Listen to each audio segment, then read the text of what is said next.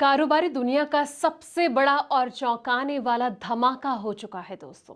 एक दो हजार नहीं बल्कि हर एक शेयर पर सीधे 1,10,717 का बम्पर डिविडेंड। जी हाँ, टाटा ग्रुप की पेरेंट कंपनी टाटा सन्स ने अपने सालाना नतीजों में वो कर दिखाया जिसने दलाल स्ट्रीट से लेकर कॉरपोरेट वर्ल्ड तक सबके होश उड़ा दिए। कंपनी का नेट प्रॉफिट 22% उछलकर करीब 32,000 करोड़ रुपए के पार जा पहुंचा।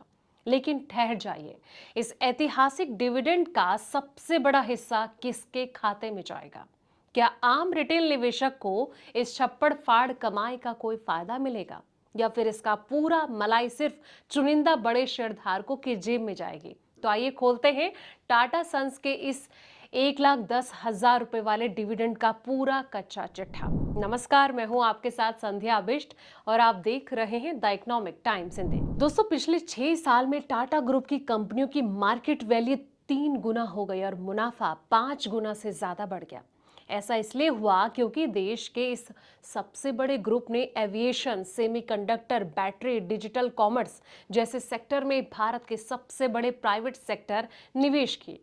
ये ऐसे बिजनेस हैं जिनमें अभी भी कुल मिलाकर हर साल लगभग 30,000 करोड़ रुपए का नुकसान होता है। अब मुनाफे में 22% का इजाफा कैसे हुआ? टाटा सन्स ने अपनी सालाना रिपोर्ट में बताया कि FY26 में उसके मुनाफे में 22% की बढ़ोतरी हुई और ये जो बढ़ोतरी है निवेश से हुए फायदे और पोर्टफोलियो कंपनियों की बेहतर कमाई की वजह से हुई है। रिपोर्ट के साथ भेजे गए अपने पत्र में चेयरमैन एन चंद्रशेखरन ने एयर इंडिया, टाटा डिजिटल जैसे जो नुकसान वाले बिजनेस में लगातार निवेश करने का बचाव किया और इस लंबे समय के लिए जो है रणनीतिक दाव बताया है। टाटा सन्स ने मार्च में खत्म हुए साल के 31,961 करोड़ का जो स्टैंड अलोन नेट प्रॉफिट दर्ज किया, जो कि एक साल पहले 26,232 करोड़ था। वहीं रेवेन्यू 9.1% बढ़कर 42,367 करोड़ रुपए हो गया और बोर्ड ने प्रति शेयर 1,10,717 रुपए का डिविडेंड देने का सुझाव दिया है। अब सवाल ये कि ऑर्डिनरी शेयर क्या होते हैं?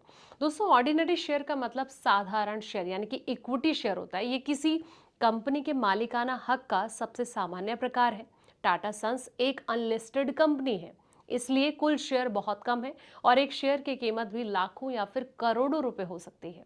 इसलिए प्रति शेयर डिविडेंड भी बहुत बड़ा दिखाई देता है। इसका मतलब ये नहीं है कि आम निवेशक को 1,10,000 रुपए मिल रहे हैं। ये राशि केवल उन शेयरधारकों को मिलेगी जिनके पास टाटा सन्स और साथ ही ऑर्डिनरी शेयर्स हैं, जैसे कि Tata trust, Tata consultancy service और साथ ही अन्य बड़े जो शेयरधारक हैं। अब रेवेन्यू 16.24 लाख करोड़ रुपए, ग्रुप लेवल पर रेवेन्यू 7.8% बढ़कर 16.24 लाख करोड़ रुपए हो गया और प्रॉफिट 52% बढ़कर 1,71,000 करोड़ रुपए हो गया। और एयर इंडिया ग्रुप के लिए सबसे बड़ी चुनौती बनी रही, जिसमें कि FY26 में 22,238 करोड़ रुपए का नेट लॉस दर्ज किया गया। अब भारत के भविष्य की आधारशिला की बात करें तो चंद्रशेखर के semiconductor, battery, aviation, telecom equipment, defence manufacturing और AI ग्रुप के निवेश को देश निर्माण की पहल के तौर पर पेश किया, जिनका मकसद भारत को टेक्नोलॉजी के मामले में आत्मनिर्भर बनाने में मदद करना। और उन्होंने कहा कि हम 2047 के भारत के लिए तैयारी कर रहे हैं और अगली औद्योगिक क्रांति की रूपरेखा अभी तैयार की जा रही है और इसे बनाया जा रहा है। इसमें मुख्य आधार सिलिकॉन, कनेक्टिविटी, एनर्जी और सिक्योरिटीज है। अब टाटा डिजिटल का नुकसान जो है वो भी नजर आए।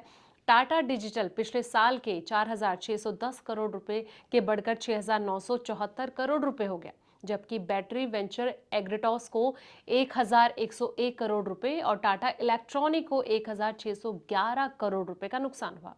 चंद्रशेखर ने कहा कि रेवेन्यू FY20 के मुनाफे की अगर बात करें तो 2.1 गुना और मुनाफा 5.4 गुना, जो कि पूरे संस्थान में लगातार और बड़े सुधार के प्रयासों को दिखाता है। अब एक रिपोर्ट के मुताबिक टाटा सन्स की जो आने वाली सालाना आम बैठक यानी कि जो AGM के एजेंडे में चंद्रशेखर को डायरेक्टर के तौर पर फिर से नियुक्ति करना शामिल है। और टाटा सन्स की जो सालाना रिपोर्ट है इसके अनुसार चंद्रशेखरन की सैलरी लगभग वैसी ही रही। FY26 में 1.8 पॉइंट बढ़कर 158.66 करोड़ रुपए हो गई, क्योंकि सैलरी का एक हिस्सा बढ़ने से 140.69 करोड़ रुपए का कमीशन जो नहीं बदला गया था।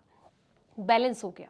कमीशन और सेटिंग फीस में कोई बदलाव नहीं हुआ, जो कि सैलरी का लगभग 89% है। और ये मानते हुए टाटा डिजिटल को 4,974 करोड़ रुपए का नुकसान हुआ।